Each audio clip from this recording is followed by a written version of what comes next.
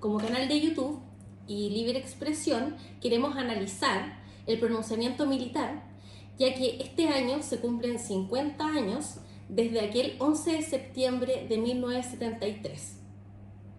Hemos invitado especialmente a este espacio de conversación a Simón Vallivian Bijman, a quien saludo y le doy las gracias por estar presente hoy en día en el programa de Chile News.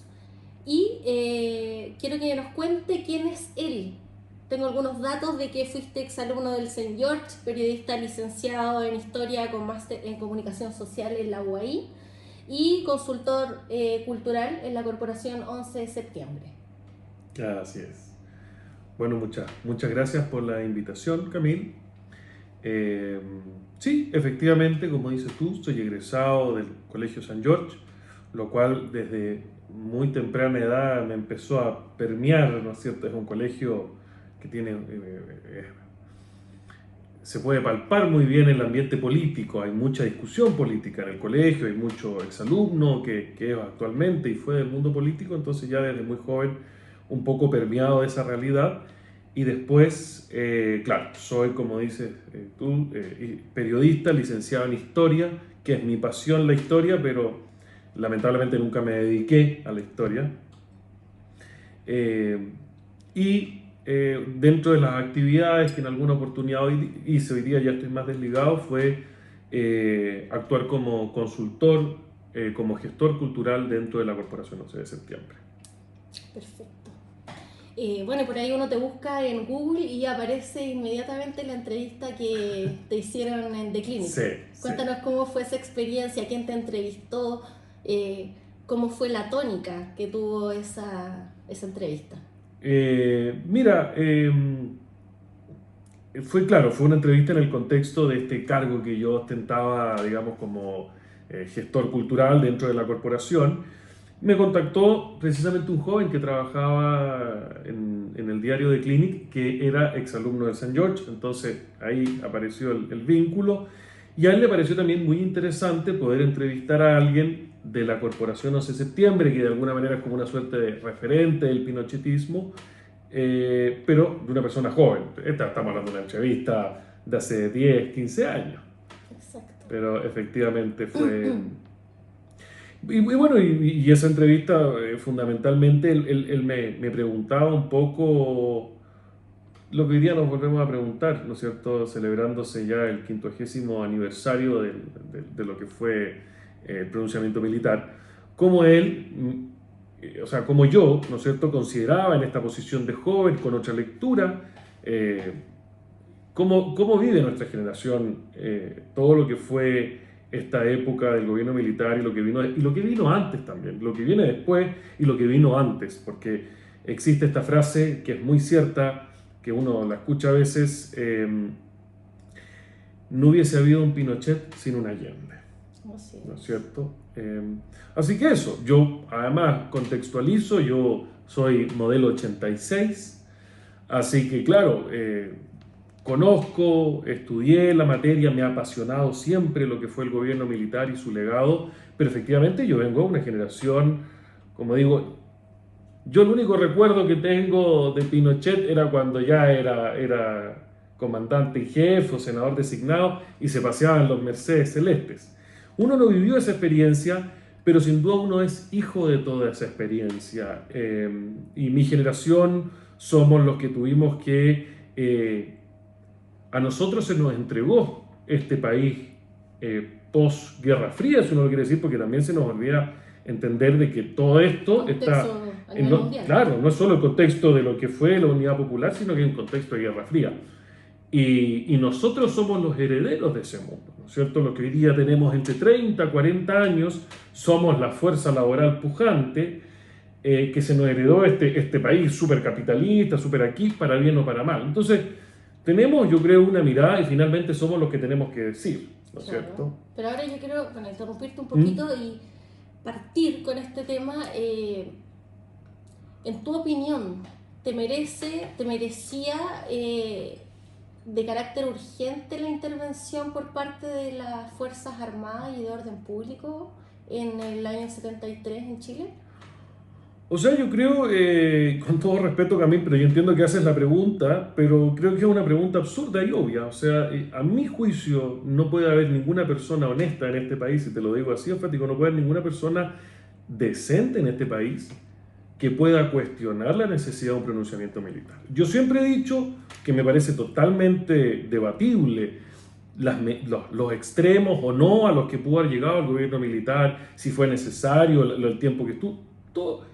Pero cuando tú tienes al propio Poder Judicial, cuando tú tienes al propio Parlamento activo en ese minuto, cuando existen los registros, y no fue hace tanto tiempo, existen los registros audiovisuales de Frei Padre, que hoy día su propio hijo se desentiende, de Elwin, que hoy día toda la democracia cristiana se desentiende, ellos solicitaron la intervención del ejército y no la solicitaron de capricho, porque hay que, además, si algo lindo de toda esta tragedia, porque hay que dejarlo en claro, el pronunciamiento no es una tragedia, pero algo hermoso que fue todo en el marco constitucional, y el Congreso solicitó dentro del marco constitucional lo que era considerado una parte de las labores del ejército. Entonces, hoy día tú me preguntas, ¿crees necesario? O sea, lo creo, lo creyeron las autoridades del minuto. Vuelvo a decir, yo creo que hoy día no hay nadie con una honestidad intelectual mediana que pueda llegar a decir, no, es que no era... No, o sea, No, ahora, ¿por qué te pregunto y te interrumpo nuevamente? Sí. Porque finalmente hoy día vemos autoridades, el mismo presidente ayer emitió un Twitter a raíz de las palabras de Luis Silva con respecto a la admiración que él siente por el gobierno de Augusto Pinochet, específicamente como estadista. Entonces, posteriormente a esas palabras aparece el presidente tuiteando que, bueno, que fue un dictador, que fue un ladrón y que fue un cobarde hasta el último minuto por tratar de evadir la justicia. Entonces, en ese contexto es mi pregunta, que parece muy obvia, pero dado que nuestros mismos líderes gubernamentales se refieren así, de esa manera, al pronunciamiento militar, casi que defendiendo, o sea, derechamente defendiéndolo. O sea, es que yo creo que en pos de también la historia hay que separar. Una cosa es el pronunciamiento militar. Discúlpenme, Estamos en vivo, estamos en vivo y a mí sonándome el celular. cosas que pasan. Pero como te digo, yo creo que es muy importante hacer una diferencia entre una cosa es el pronunciamiento militar, ¿no es cierto? Aquella tarde del 11 de septiembre de 1973, que como vuelvo a insistir es absolutamente innegable. O sea, el quiebre institucional. Allende fue un dictador. Allende gobernó fuera de la Constitución. Violó totalmente la Constitución. ¿Por qué? Específicamente, ¿por qué? Cuéntanos por qué.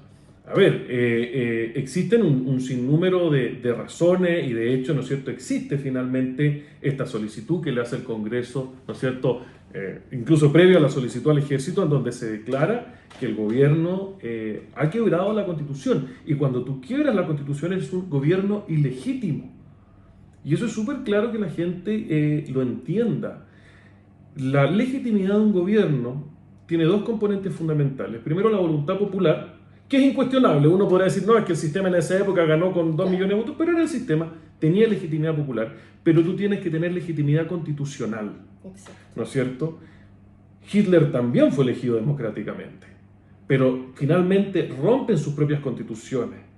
Y afortunadamente, o mejor dicho, desgraciadamente, Hitler no tuvo un Pinocho que le pusiera freno. Así es. Pero Salvador Allende y compañía, porque era todo el ciclo, si Salvador al final Allende era un títere, era un gallo, un ñuñoíno, como diríamos hoy en día, que fue también llevado, pero iban a terminar en eso y ya habían violado la Constitución. No se nos olviden lo que eran los grupos de amigos personales, habían civiles armados, y no es ningún misterio que los dictadores se codean con los dictadores. Así es. ¿Y cuánto tiempo pasó aquí Allende? 2, 3 meses, si no mal recuerdo. ¿Y qué le trajo Allende de regalo? Estamos hablando de un mandatario a otro. Le trajo una corona de la paz, le trajo una paloma blanca, no, le trajo un fusil AK-47. Entonces, el mensaje es evidente. Tú te estás dando cuenta, si estos son dictadores, y lo vemos hoy día, ¿no es cierto? Y Chávez se codea con los de Irán, se codea con los de Cuba. Entonces, es evidente que esto era una dictadura. Entonces, vuelvo a lo tuyo, pronunciamiento militar. Después está el gobierno militar, que tiene su periodo de duración, y finalmente este gobierno militar ya se reduce en la figura de Pinochet. Y finalmente el resto de los comandantes, por razones que uno ahí también son muy interesantes de conversar, pero finalmente deciden que es el comandante en jefe del ejército quien debe asumir esta cabeza indiscutida. Y ya Pinochet deja de ser meramente este general de la dictadura y pasa a ser un presidente, pasa a ser una figura política, sobre todo después del primer plebiscito.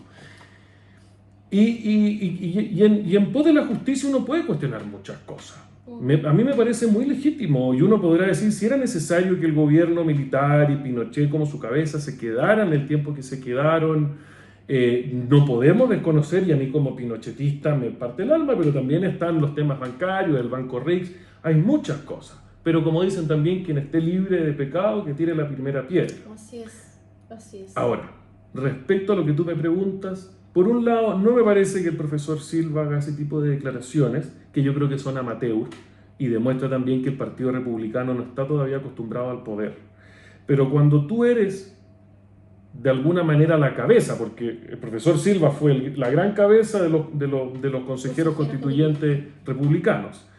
Cuando tú te posicionas como el líder, además de una bancada que arrasó, o sea, ustedes tienen el peso de la nueva constitución sobre sus hombros, yo creo que son comentarios que hay que tener un poco más de tino. Y en el presidente de la República, absolutamente. O sea, tú como presidente de la República no te puedes enfrascar en una discusión. Y me parece patético, ¿no es cierto?, de tener un presidente joven, que es el presidente del futuro, empezar a hablar de lo que pasó hace 50 años, y además en un timing muy conveniente. O sea, lo hace 24 horas antes de su cuenta pública, donde sabe que no tiene nada que mostrar, entonces quiere distraer la atención con una historia. Y yo digo, cada uno es libre de su opinión. Y yo siempre he dicho, yo convivo con gente que lo encuentra un asesino y que lo encuentra un héroe a Pinochet. Pero la dignidad del presidente de la República debe ser incólume. Y este jovencito que nos gobierna se ha demostrado una y otra vez que él no tiene esa dignidad. Se enfrascó en una pelea con los fotógrafos en La Moneda, les contesta como quiere, bueno, para que a hablar cuando se metió en el tobogán. O sea, es un hombre que yo creo que no tiene la madurez, independiente de su opinión respecto al gobierno militar. Él no entiende que como presidente de la República no se tiene que enfrascar en discusiones, lo ha hecho también con la tercera, no corresponde. Bueno, igual yo quiero citar las palabras en el Twitter que emitió ayer el presidente Gabriel Boric, donde dice que Pinochet fue antidemócrata. Yo quiero hacer una aclaración, porque digamos que un presidente antidemócrata no llama a plebiscito al pueblo, ¿no es verdad?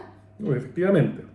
Entonces aquí Pinochet sí llamó a un plebiscito, lo cual cambió la situación y volvimos a la llamada democracia.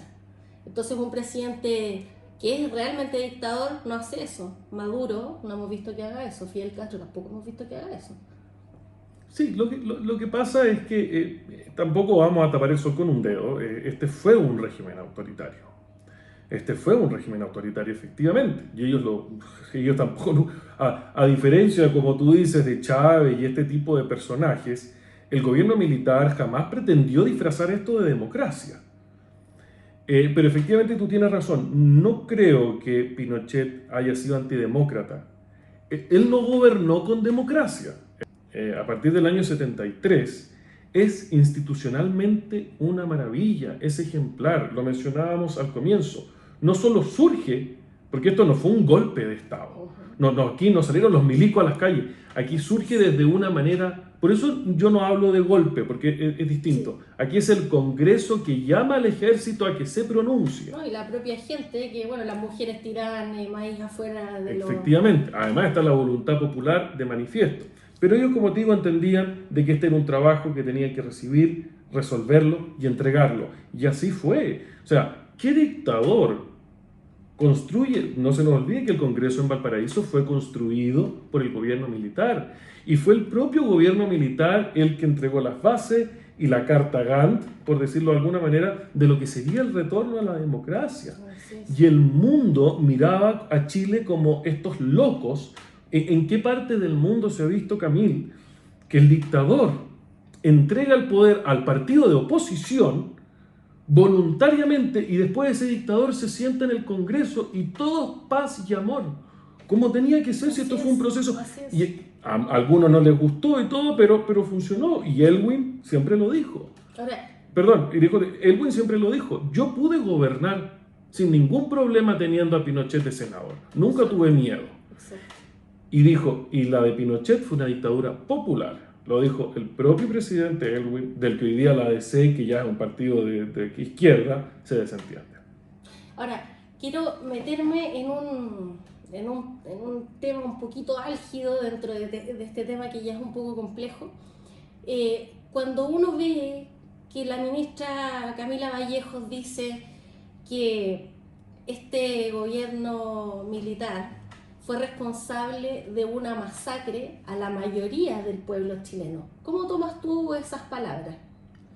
No, eso es pura ignorancia infantil, eslogan universitario. La verdad que uno de las cosas cuando estudia la historia las tiene que poner en perspectiva, ¿no es cierto? Y tiene que entender los tiempos y los momentos, ¿no es cierto? Como yo siempre digo, en el siglo XIV, en el siglo XV, en España, el día domingo, el panorama era ir a ver cómo quemaban árabes y judíos. ¿Eran todos malos en esa época? España era constituida, no solo España, Europa entero, el mundo entero, la esclavitud. La esclavitud era una práctica totalmente habitual en todas partes del mundo. ¿Eran todos malos? No, hay que entender las cosas en su mérito y en su contexto. Sí. Ahora yo te quiero interrumpir porque respecto a eso hay una historia que tú y yo conocemos de la Quinta Vergara, que era lo que esto ilustra muy bien efectivamente, sí, eso es una historia, pero primero entendamos el contexto. Esto era una guerra fría, que niñitos como la Camila Vallejo, o como nuestro presidente que ni siquiera tiene un título profesional, no entenderán lo que era la Guerra Fría y cómo este planeta estuvo al borde de una guerra nuclear. Y en este ajedrez de la guerra nuclear, que a diferencia de las guerras mundiales que afectan algunos sectores del mapa, la guerra nuclear es global, Chile jugó un rol esencial. Y lo dicen muchos historiadores. El proyecto marxista que se quería instalar acá y su posterior fracaso es fundamental para entender la caída del muro de Berlín. Entonces hay todo un contexto. ¿Y de qué sirve este contexto? Y aquí voy a tirar una frase, una idea que es un poco álgida y controversial, pero si uno le da vuelta no lo es en lo absoluto. Cuando de repente la gente dice, es que ninguna muerte lo justifica. No, eso es mentira. Las muertes sí se justifican, porque resulta que en este país todos celebramos el 18 de septiembre, porque simbólicamente es la fecha en la que nos emancipamos de la corona. Esa emancipación requirió muertes. Me perdonarán los historiadores, no tengo pero del orden de más de 20.000 personas murieron, incluyendo niños, mujeres, muchas atrocidades, incluso cometidos por los ejércitos patriotas. Pero era en pos de la libertad. Entonces, sí, las muertes sí se justifican. O no vamos a justificar las muertes de los miles de europeos, de norteamericanos que murieron para salvarnos de lo que hubiera sido un mundo nazi, por ejemplo. Las muertes sí se justifican en pos de lo que tú estás defendiendo. Y en ese contexto, tú dices sí. O sea, me estás hablando de que aquí el desafío era librar a Chile de una dictadura comunista, que se ha demostrado sin excepción a lo largo de la historia que solo produce miseria y hambruna. Entonces sí, las muertes son justificadas. Ahora también hay una cosa matemática, ¿no? ¿Hasta qué punto justificas? Porque si tú hubieses dicho, no, mira, nos libramos del comunismo, pero el gobierno militar mató a 3 millones de personas. No, tal vez. Entonces, pero eso también hay que medirlo, y la historia es un arte científico, es un arte científico, porque tú tienes que medir, o sea, ya, 3.000 muertos. Esa fue la cifra. Comparemos con la dictadura argentina, ¿no es cierto? No, particularmente con el comunismo. ¿Cuántas personas han matado el comunismo? Bueno, o sea, ¿para qué hablar A lo del largo comunismo? de la Pero historia. no, el comunismo es responsable de 200 millones de muertes. El comunismo probablemente ha matado más gente que el SIDA. Con eso te lo digo todo. Pero, pero insisto, o sea, incluso uno pone las dictaduras, cualquiera que tú quieras, en cualquier parte del mundo, aquí lo que se mató fue muy poco. Y la gente tiene que entender que las guerras son fundamentales. O sea, nuestras sociedades en todas partes del mundo se han construido a partir de guerras. Y las libertades que hoy día tenemos se construyeron a partir de guerras, a partir de guerras. Y la Revolución Francesa, que fue el gatillador de la libertad que hoy día todos gozamos, no se nos olvide que esa Revolución Francesa corrieron las cabezas, como dicen, y mataron a todos. O sea, el libro negro de la Revolución Francesa, cómo mataron a miles de niños, porque aquí murieron todos los nobles, de todos los sexos y de todas las edades. Y sin embargo, hoy día lo reconocemos como algo importante en la historia. Entonces, es muy delicado sin perder el respeto a quienes sufrieron, ¿no? O sea, yo siempre digo, hay que respetar y entender a quien hoy día tiene un padre que murió, una madre que murió, pero también hay que entender las cosas. Estábamos en una situación de guerra y no vamos a tapar el sol con un dedo. Aquí iba a haber guerra. Aquí la población estaba armada. Carrizal Bajo, para la gente joven tal vez, como nuestro presidente que no saben, Carrizal Bajo ha sido la mayor importación de armas ilegales en la historia de América Latina, de un continente que está lleno de narcotráfico. O sea, aún así, con todo eso, era la importación de armas ilegales más grande. O sea, aquí se iba a armar. Y esta cuestión, Camil, síguelo. O sea, imagínate un pueblo armado. Aquí hemos sido, oye, como están hoy día Sudán del Sur, como está en el Congo, países en permanente, hubiésemos sido un estado fallido. Y hoy día tal vez no tendríamos esos 3.000 muertos de la dictadura, pero tendríamos niños muriéndose de hambre, como en Venezuela, que se mueren todos los días. Entonces, es difícil a veces hacer esas, valió la pena, no valió la pena, hasta qué punto se justificaba. Esa frase infame, pero que es cierta, para hacer la tortilla hay que quebrar los huevos.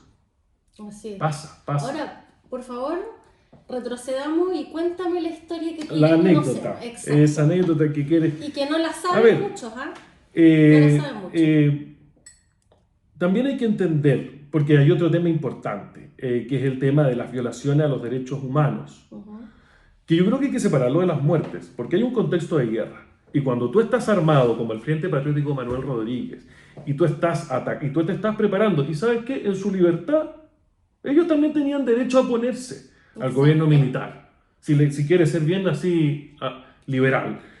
Pero cuando tú juegas con fuego, te quemas. O sea, si yo quiero crear una milicia rebelde, ir contra el gobierno y me preparo y me matan, eso no es, eso no es violación a los derechos humanos. Distintos son las torturas, los aprisionamientos injustos y muchos apremios tal vez excesivos, etcétera, etcétera. Pero efectivamente, como dices tú, hay una historia que nosotros conocemos de un personaje de la DINA, que yo conozco personalmente, pero su nombre no es relevante en el caso. Pero yo una vez le pregunté, porque él participó efectivamente de torturas. Y le digo, ¿cómo tú hoy día con los años justificas eso? Yo lo puse así entre la espada y la pared. Y él fue muy simple y me contó una anécdota. Nosotros, no recuerdo qué año, ¿no es cierto?, pero pleno gobierno militar, al comienzo, en los años más complejos, venía, ¿no es cierto?, el Festival de Viña. Y nosotros sabíamos por información de que había un auto, a través de la inteligencia, ¿no es cierto?, de lo que era la DINA, teníamos información de que había un auto en los estacionamientos de la Quinta Vergara con suficiente dinamita para reventar el lugar completo. Con 5.000 personas. Con toda la gente que cabe en ese lugar. 5.000 personas. Todos iban a morir. ¿Y cuál es el dilema? Y yo tenía 10 personas. Y yo sabía que uno de ellos sabía. 10 más, me dice. De esos 10 habían otros 4 que podían ser culpables. Pero yo sabía, me dijo, que habían 5 por lo menos que eran totalmente inocentes. No sabía cuáles, pero... Entonces, te pillo, bueno, ¿y qué hago? ¿Me voy a sentar a dialogar con esta gente si la dinamita no va a esperar? Exacto.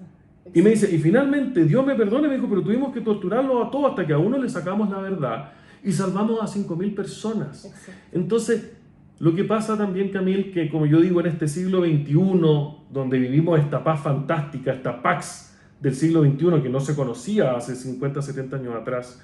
Vivimos en un bienestar material y de salud tan grande que nos cuesta entender. Nos cuesta entender los sacrificios que implican. Y entonces tú dices, chuta, ¿qué hago? ¿Tengo que torturar gente para salvar a 5.000? ¿O tengo que respetar los derechos humanos de estas 10 personas? Bueno, y los 5.000 murieron. Exacto. El mundo no es tan fácil, no es tan blanco y negro. Y cuando tú estás en una guerra y tienes el botón, todas estas teorías de los derechos humanos que se discuten en los grandes salones se desvanecen. Después de la guerra. Y todos son generales después de la guerra. Exacto. Bueno, y por último, ya para finalizar esta entrevista, quiero comentar las palabras que también escuché en CNN ayer, en donde hay un proyecto de ley que busca sancionar a aquellas personas que justifiquen o que no reconozcan que hubo delitos de derechos humanos involucrados en el gobierno militar. O sea, que va desde los 41 días a los 60 días de cárcel y con multas que llegan hasta los 2,5 millones de pesos. Entonces, ¿de qué libertad de expresión estamos hablando? De la única libertad de expresión que históricamente ha conocido el socialismo. Sí, esto no es ninguna sorpresa. El socialismo en sus distintas variantes siempre ha hecho esto. Lo ha hecho toda la vida. Reinventar la historia está en sus postulados, está en sus estrategias políticas. Entonces, y esto de la censura es fundamental. Lo hizo el socialismo alemán, ¿no es cierto? El nacionalsocialismo lo hizo el socialismo soviético, pónganle con los apellidos que quieran, pero todos aquellos regímenes que aspiran a la centralización del poder a través del Estado van a crear su propia historia, van a crear su propio metarrelato. Y para tú crear tu propio metarrelato tienes que acabar con los otros. Entonces nadie puede... Es absurdo. O sea, ¿cómo vas a meter preso a alguien por opinar distinto a ti? Sin perjuicio, eso es la teoría. En la práctica todos sabemos que esto es un circo. Estos son los típicos vejestorios obsoletos de siempre. La Carmen Hertz, que ya es patético, es obsoleta, no existe en la realidad la Carmen Hertz. Y toda esta seguidilla de vejete, que saben que esta ley nunca se va a aprobar, pero con esto mantienen en vivo su espíritu, sí. Esta lógica de divide y vencerás, porque ellos lo único que quieren es mantener a la gente dividida. Oye, ¿y si el de al lado cree que Allende lo hizo al después y que Pinochet era un monstruo? Yo puedo vivir perfectamente con eso. Tal vez no me sentaré a tomarme un trago con esa persona, pero aquí somos todos distintos. Entonces, como te digo, eso por un lado, y segundo, es absolutamente de una sinvergüenzura, ¿no es cierto?, que toda esta gente que hasta el día de hoy sin ninguna vergüenza celebra el régimen chavista, celebra el régimen castrista, ¿no es cierto? Dijo, perdona, Marisela Santibáñez también apareció ayer en el Congreso diciendo que el perro está bien muerto, refiriéndose a Jaime Guzmán. Lo comentó en una entrevista hace muchos años, pero es que gente, por eso te digo, o sea... ¿Qué te pasó ayer? ¿Lo volví a seguramente. Lo que pasa es que el diálogo, el entendimiento, la empatía, la reflexión, no provienen de forma espontánea. Eso proviene de mentes educadas, de mentes abiertas al diálogo, de mentes instruidas. Por eso es tan importante leer tanto en la vida antes de empezar a abrir la boca. Pero toda esta gente es gente que es absolutamente ignorante, y no solo en términos de conocimientos en particular.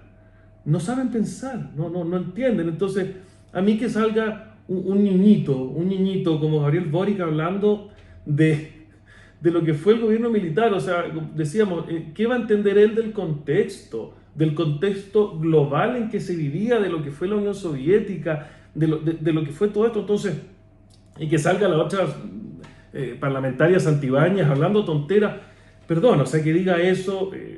No le da ni para dirigente de feria, con todo respeto a los dirigentes de feria, que creo que son bastante más dignos que esa mujer. Entonces, mira, no da ni para cabida política. O sea, claro, empezar a analizar a estos personajes, sí, creo que hasta resulta irrelevante porque van a ser una anécdota. Sí. Lo que sí es importante es analizar el sentir de la gente.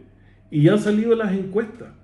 Y lo decía, creo que la misma Carmen Hertz, se me fue el apellido Lagos. La Marta Lagos. Ella misma lo reconocía. Este es el único dictador en el mundo que después de medio siglo tiene una aprobación de un tercio de la población. Sí, Sí. ¿Cachai? Y esa es la figura de Pinochet, porque si tú haces la pregunta, ¿usted justifica el pronunciamiento militar? Yo creo que el 70% te dice que sí. Entonces eso te habla de que se hicieron las cosas bien. Exacto. Y la historia lo ha demostrado. Lo intentaron los nazis, lo intentaron los chinos, lo intentaron los soviéticos. La historia no se puede borrar. No importa cuántas leyes mordazas, no importa cuántas fotos truques, no importa cuántos museos de la memoria inventes, la historia es una y va a quedar. Y la gente no es tonta. La izquierda siempre ha pensado que la gente es tonta y se equivoca. Y se está demostrando que la gente entiende. Y permíteme terminar con esta reflexión, que yo creo que también la gente cuando no aprueba el gobierno militar, hay una reflexión profunda que una vez me invitaron a una reunión, también en una conmemoración al 11 de septiembre, me invitaron oficiales en retiro de la Armada, y les di una pequeña reflexión, y les dije, aquí no estamos celebrando el 11 de septiembre, aquí estamos conmemorando. La palabra conmemorar significa hacer memoria en comunidad. Así es. Y nosotros nos tenemos que reunir a hacer memoria de esto. Y no celebrarlo. Y lo dije ahí, y de hecho hubo un par de generales ya retirados, hombres mayores que vivieron en carne propia todo esto, que se les soltaron las lágrimas y me abrazaron al final. Porque en mi reflexión yo dije, aquí no hay ningún soldado bien nacido que le genere orgullo lo que tuvieron que hacer en el 73. Ningún patriota bien nacido, ningún chileno va a celebrar tener que levantar armas contra sus propios connacionales, porque muy zurdos habrán sido, pero son chilenos. Exacto. Y para un soldado levantar armas contra su propio pueblo no es motivo de celebración. Y entonces yo entiendo también porque hay un rechazo, porque en esencia, si me pregunta a mí, yo también lo rechazo. Ojalá no hubiese existido todo esto. Y yo creo que no hay ningún soldado bien nacido que no piense lo mismo. Ojalá no hubiésemos tenido que hacer esto. Y yo te puedo asegurar que el general Pinochet tampoco. Él hubiese sido muy feliz haciendo la pega que tenía que hacer, ser general, haberse retirado y haber pasado su año de felicidad. Y se tuvieron que hacer cargo del entuerto. Y se tuvieron que hacer cargo del entuerto, y con esta reflexión además termino, no solo por culpa de Allende, sino por culpa de una élite política absolutamente irresponsable, partiendo por la derecha y el centro, que no fueron capaces de conducir la gobernabilidad del país. Y hoy día estamos en el mismo escenario. Un Chile vamos de una irresponsabilidad, de una ingenuidad absoluta. Un centro que no existe, que hoy día lo está tratando de tomar amarillos, pero amarillos que los encuentro muy bien intencionados. Si sumáis la edad de todos sus militantes son como 6 millones de años, porque son puros viejos obsoletos, bien intencionados. Entonces hoy día hay un centro huérfano, una derecha absolutamente desorientada, porque Charper, Macaya, Chaguán y compañía no sé para dónde van, y una izquierda que hoy día está en manos de jóvenes absolutamente ideologizados. Entonces estamos en el mismo escenario de irresponsabilidad política. Pero también el contexto ya no es la Guerra Fría. Yo sé que hay muchos de tus televidentes que dicen, no, y aquí lo que falta es que el ejército vuelva. El ejército no va a volver, porque ya aprendieron lo que les pasó la primera vez y cómo Chile les pagó. En Punta Peuco. Exactamente, pero además ya no están los tiempos. Sí. Ya no están los tiempos. Hoy día... No, mira, no hay personalidades con los pantalones y no se justifica. Si, Exacto. tal vez a algunos nos gustaría ver a los tanques en las calles, pero honestamente no se justifica. No estamos en un contexto de Guerra Fría. Pero es peor, porque si esto continúa, vamos a entrar en un letargo de decadencia discreto, paulatino. Y en 15 años más, este país, Camil, va a ser irreconocible como vamos. Así es. Así es. Y la receta para evitar eso será en otro programa. Perfecto. Bueno, muchas gracias, Simón, por habernos acompañado en este programa. La idea era conversar respecto a esta conmemoración que se acerca de los 50 años desde el pronunciamiento militar. Así que les damos las gracias por estar presentes, acompañarnos y nos estaremos viendo en otro programa.